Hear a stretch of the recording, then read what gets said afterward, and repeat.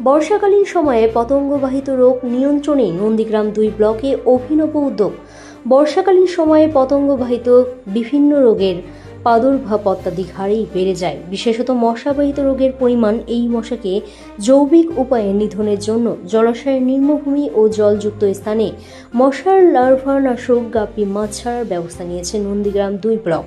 ব্লকের যুগ্ম সমষ্টি উন্নয়ন আধিকারিক গোপীনাথ সরেন বলেন, কোনো কোনো পুকুরে বা জলযুক্ত জায়গায় ছাড়া হবে তা চিহ্নিত হয়েছে এবং নিয়মিত নজরদারির ফলে নন্দীগ্রাম 2 ব্লক এখনও পর্যন্ত ডেঙ্গু মুক্ত।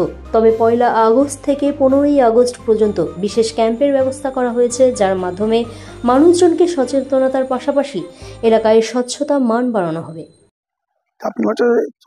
এই মুহূর্তে ডেঙ্গু আমাদের এলাকায় নাই থাকলেও যাতে ডেঙ্গুটা না হয় তার জন্য আমরা ব্লক লেভেলে সতর্কবার্তা নিয়েছি, যাতে আগাম সতর্কবার্তা যাতে ডেঙ্গুটা না হয়।